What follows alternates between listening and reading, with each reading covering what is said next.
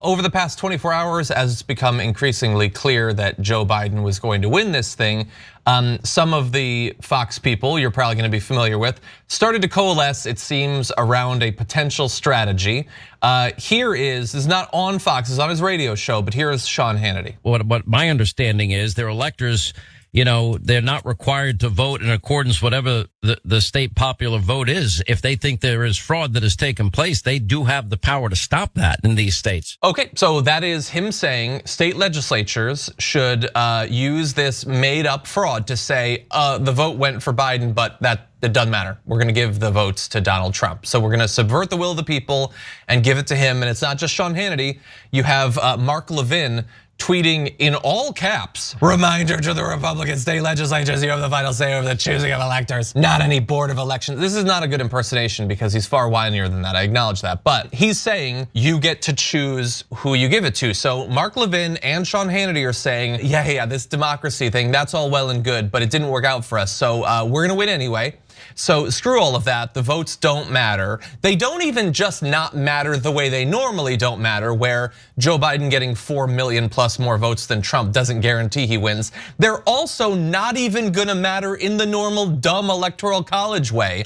They now say, just give it to him, whatever, just give it to him.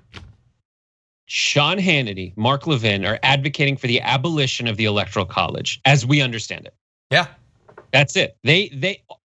Listen, there are a couple things that there is no good reason for Republicans to talk about, or anyone to really talk about, and that is saving the filibuster. Who cares?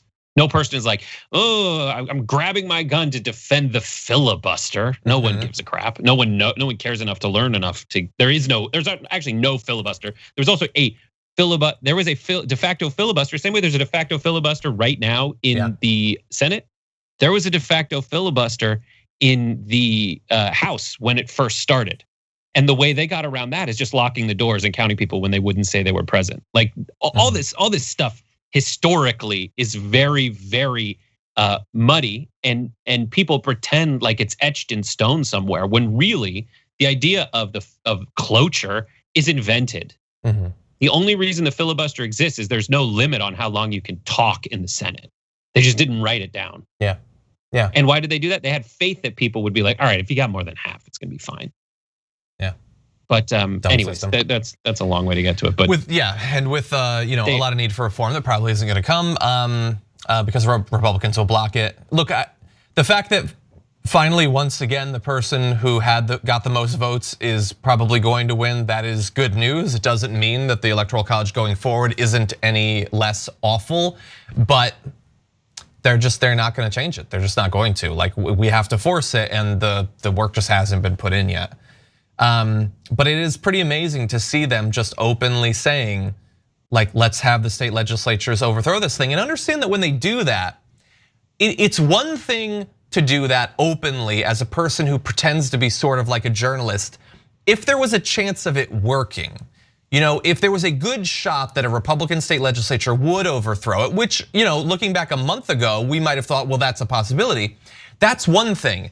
But to say that when it doesn't appear that there's any chance of that happening, so like coming out as fundamentally against democracy when it isn't even pragmatic, sort of, it's almost an identity thing. It's a vice signaling thing. It's saying, I want to reassure the Trump base that I'm more with you than I am with democracy. It's not going to change the outcome, but I hate this system as much as you do. I think that that's significant, and we need to remember that. Yeah. And my pitch again is like, do you hate rigged systems run by establishment weirdos who pretend they care about you and don't? Like, same. Same. Do you think the money corrupts? And when it comes to deciding who to take care of, they only take care of giant companies who don't care if you live or die. And I'm lumping in like the Zuckerbergs, the Bezoses. Like, yeah. Think about it. Yeah. Just think about it. Yeah. Taibbi's out there writing like, who's the true party of the working class?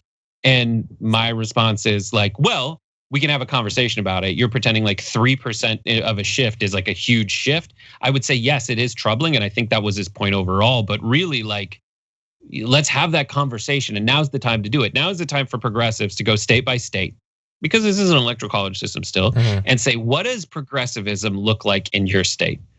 What the next step is to say, listen, and something that Bernie Sanders said on our air, Joe Biden sees himself the way FDR was.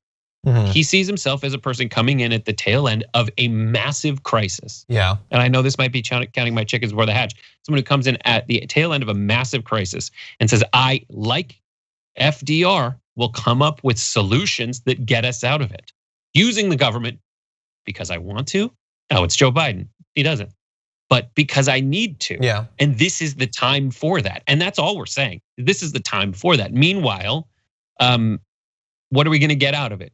Good paying jobs, good paying union jobs. If that's what you were talking about, yeah, we'll do it. And the infrastructure to drive and facilitate the industries that you want to bring back. Yeah. Yes, let's do it now. Yeah. And to that point, whether he can do that is, the results of the Georgia special elections are going to be very important for that.